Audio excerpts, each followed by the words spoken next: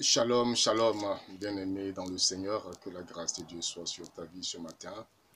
Nous allons partager la parole de Dieu, un message tiré du livre de l'Exode, Exode chapitre 20. On va prendre essentiellement le verset 12. Il est écrit dans le verset 12, « Honore ton père et ta mère afin que se prolongent tes jours sur la terre que te donne Yahvé ton Dieu. » Bien-aimé dans le Seigneur, je prie que Dieu te bénisse, que la grâce de Dieu soit sur ta vie, que le Seigneur te fortifie, qu'il te donne toujours la force d'avancer parce que un enfant de Dieu, c'est cela. Il faudrait que la faveur de Tout-Puissant soit sur ta vie et que tu sois toujours vainqueur partout où tu passes. Alors, ici, la Bible nous oriente dans une attitude que nous devons avoir avec le père et la mère. Il dit, honore ton père et ta mère et tes jours se prolongeront. C'est l'un des 10 commandements que Moïse a ramené de la montagne. Et je voulais véritablement faire une lucarne sur ce verset parce que c'est le verset qui est suivi de promesses. Il dit, honore ton père et ta mère et tes jours se prolongeront. Dans les 10 commandements, aucun des commandements n'a été suivi de promesses. Ici, le commandement de l'honneur que nous pourrons faire à nos parents permet véritablement d'ouvrir les cieux. Il dit, tes jours se prolongeront. Gloire à Jésus. Alors, pourquoi cette disposition légale et divine est-elle accompagnée de grâce? Est-elle accompagnée de promesses? Bien-aimés dans le Seigneur, le père et la mère sont 2 personnes essentielles dans notre vie. Pourquoi? Parce que on dit souvent un enfant n'a pas demandé à venir au monde. Mais c'est le père et la mère qui ont décidé à un moment donné de concevoir un enfant. Et ils t'ont conçu, ils ont permis que tu puisses venir dans ce monde. Ceci étant, ces 2 personnes sont des personnes importantes et des personnes essentielles pour ta paix, pour ton épanouissement, pour que véritablement la faveur de Dieu soit dans ta vie. Lorsque nous lisons dans le livre de Genèse, nous voyons une attitude, une illustration parfaite de cela, de ce fait-là. Oui, lorsque Isaac étant devenu vieux, la Bible dit que Isaac même ne voyait plus clair. Il était devenu, sa vue avait baissé profondément. Il ne pouvait plus distinguer physiquement qui était devant lui. Isaac, il sentait véritablement qu'il allait partir et il demande à répandre la bénédiction qu'il a reçue de son père sur ses enfants. Mais quand il regarde les 2 enfants, il dit, c'est un seul qui doit avoir la bénédiction. Ils sont 2, mais c'est un qui recevra la bénédiction. Qu'est-ce qu'il va dire? Isaac avait choisi en lui de pouvoir remettre la bénédiction à son fils Ésaü. Et il va appeler Ésaü pour lui dire, va mon fils, va et fais-moi un mets. Et quand je mangerai, il dit, fais-le comme tu sais le faire. Comme tu sais bien le faire.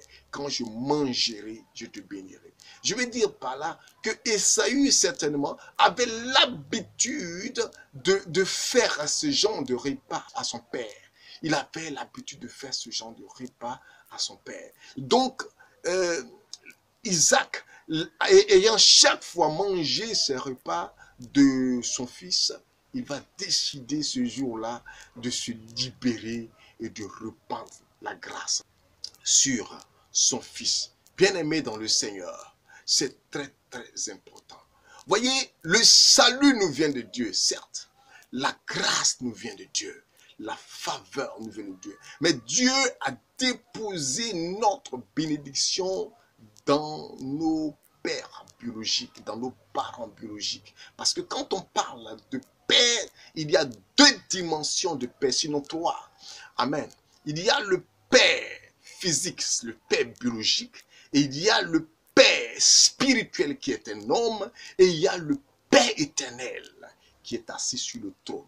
Les trois personnes-là, c'est d'eux que je vais parler. On va commencer par le père biologique. Bien-aimé dans le Seigneur, c'est vraiment important cet enseignement parce que beaucoup d'enfants de Dieu se trompent de combat. C'est pourquoi Paul avait dit à son fils Timothée, il dit, mène le bon combat, ne te trompe pas de combat. Dans un combat, il ne faut jamais faire d'amalgame.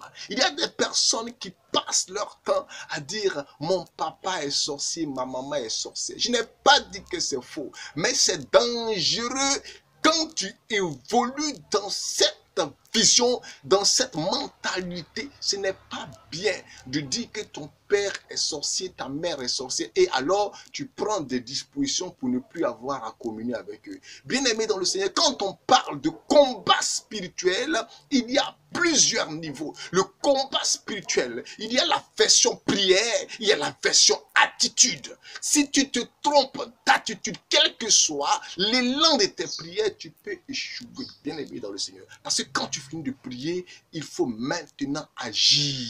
Gloire à Dieu. C'est pourquoi Jésus, étant sur la montagne avec les trois qui étaient Pierre, Jacques et Jean, il était sur la montagne. La Bible dit qu'il avait rencontré qui? Il avait rencontré Élie et Moïse. Et quand ils sont restés sur la montagne, il était transfiguré, c'était tellement glorieux qu'à tel enseigne que Pierre lui disait, mais faisons 3 tentes pour rester ici, on ne veut plus descendre. Jésus dit, descendons. Descendons. Après avoir fini de prier, il faut aller affronter la réalité. Quand tu finis de faire des combats spirituels en termes de prière, il y a une autre facette du combat spirituel qui est physique, de la relation avec l'homme, la relation avec même peut-être ceux que tu pense que l'esprit malin, l'esprit du mal est en eux contre toi. Ils vivent, ils sont dans ton environnement. Il faut maintenant commencer à chercher, à savoir comment vivre avec eux. C'est la deuxième phase du combat spirituel. Si tu méprises ton père, si tu méprises ta mère parce qu'elle est sorcière, bien-aimée dans le Seigneur, tu te trompes de combat. Et si véritablement elle est sorcière, elle est capable de te détruire. Sinon, même, il suffit seulement qu'elle frappe son ventre pour déclarer une parole sur ta vie, ça va t'atteindre. Pourquoi? Parce que tu ne respectes pas les principes du combat spirituel. Donc, un père, il s'honore. Au-delà même de cela, bien-aimé dans le Seigneur, le Père qui t'a mis au monde, il faut que tu l'honores. Honorer son Père, ce n'est pas forcément de le combler de biens, d'argent, non. C'est aussi de l'appeler, c'est aussi d'être à ses côtés, c'est aussi de pouvoir prendre soin de lui, c'est-à-dire l'écouter, lui donner, d'être heureux d'avoir été père. Parce qu'il y a des pères qui maudissent même le jour où ils ont mis un enfant au monde parce que leurs enfants n'ont plus d'égard pour eux. Ils sont même comme des personnes qui n'ont jamais eu d'enfants. Des pères qui sont seuls. Pourtant, ils ont eu beaucoup d'enfants. Mais on dit, non, c'est un sorcier. Tous les enfants l'ont totalement abandonné. C'est un péché. C'est une attitude à ne pas avoir. Honore ton père et ta mère. Un papa, c'est celui-là qui t'a donné la vie, gloire à Dieu. La vie humainement parlant, parce qu'il y a deux formes de vie. Il y a la vie spirituelle, il y a la vie physique. Celui qui t'a donné la vie physique, la vie humaine, c'est ton père biologique. C'est pourquoi de temps en temps, appelle-le. Si tu es en Europe, si tu es à Abidjan, appelle-le. Va souvent au village, le voir. Passe un peu de temps avec lui, cause avec lui. Si tu peux payer un peu de vin pour partager avec lui. Les parents, ils aiment ça. C'est tout ce dont ils ont besoin. Ils n'ont pas besoin d'argent, non. Ils ont besoin véritablement de se sentir paix, de sentir qu'ils ont mis des enfants au monde qui les honorent. C'est tout. Bien-aimé dans le Seigneur, c'est important. Tu ne peux pas être un homme que ton père a mis au monde. Il s'est sacrifié. Vous savez que l'éducation d'un enfant, ça demande beaucoup. Aujourd'hui, nous sommes parents et nous voyons que c'est pas facile. Nos parents, souvent, on comprend maintenant les souffrances qu'ils ont connues. Le père se prive pour investir de l'argent sur son enfant qui réussit demain. On dit son papa est sorcier et il ne va plus là-bas. Bien aimé dans le Seigneur, c'est un péché, une ironie. Ce n'est même pas bien. Quelqu'un, et mon père spirituel, je salue le modérateur David Pio, mon père spirituel, nous disait un jour au cours d'une formation, il dit, mais toi, tu es quelqu'un, tu es entre deux avions, tu es toujours en Europe, aux États-Unis, partout, et ton père qui t'a mis au monde, il n'a même jamais pris un vélo. C'est pas normal. C'est pourquoi souvent, vous voyez qu'il y a des gens qui utilisent la sorcellerie pour avoir des gens, une des facettes, des victoires que tu peux avoir sur la sorcellerie, c'est l'amour, c'est de pouvoir partager. Même si ton papa ne peut pas aller aujourd'hui en Europe parce que peut-être il n'a rien à y avoir, mais il peut prendre l'avion à Abidjan pour aller à Korogo. Il dira aussi aux gens que moi je suis monté dans un avion parce que c'est son argent qui te permet d'être là où tu es. Il faut que tu le saches. Il faut honorer ton père et ta mère et tes jours se prolongeront. Deuxième niveau de paix, le paix spirituel. Oh mighty God, voici les personnes les plus malheureuses sur la terre, les parents spirituels. Quand quelqu'un prie pour toi, bien-aimé dans le Seigneur, il faut l'honorer. Comment est-ce qu'on honore un père spirituel? D'abord intercéder pour lui, parce que la mission que Dieu lui a donnée n'est pas du tout facile. Il est en face de plusieurs cas, de plusieurs esprits qui s'attaquent à sa vie, des personnes qui veulent le tuer. À cause de quoi? À cause de ce que Dieu l'utilise, et il chasse des esprits, il délivre des âmes, donc il est persécuté. Donc est-ce que tu intercèdes pour ton père spirituel? Quand tu es là, il faut intercéder pour lui. Vous allez voir qu'il y a des parents spirituels, tout est bloqué dans leur vie. À cause de quoi? À cause de ce qu'ils sont en train de prier pour vous, ils sont en train de prier pour vous détacher des forces maléfiques. Donc pour cela, l'ennemi s'attaque. L'ennemi ne peut pas le faire coucher, mais il peut attaquer ses biens, il peut attaquer sa famille, il peut attaquer son foyer, il peut attaquer son travail, il peut attaquer même ses provisions. Qu'est-ce que tu fais? Honore ton père et ta mère.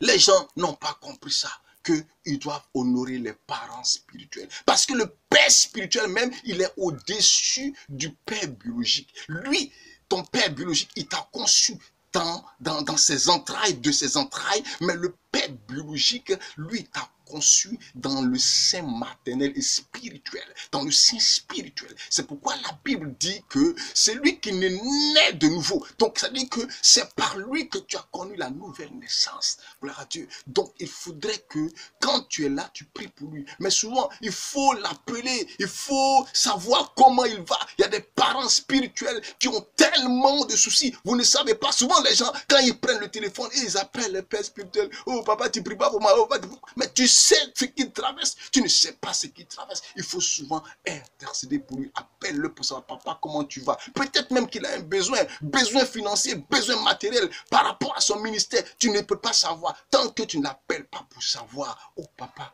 comment ça va chez toi? Est-ce que tu as besoin de quelque chose? Souvent des enfants spirituels pour qui on a prié et qui aujourd'hui sont tellement à l'aise, ils sont entre deux avions. Pendant ce temps, le père spirituel même là, il ne sait même pas où se trouve le premier pays frontalier de son pays. Mais c'est pas normal. Tu peux pas payer un billet d'avion pour ton père spirituel pour aller en Europe. C'est pas sérieux. Mais il faudrait véritablement honorer ton père. La Bible dit, c'est alors que tes jours se prolongeront. C'est alors que tes jours se prolongeront. Quand Jacob a usé de ruse pour pouvoir faire le mets et donner à son père.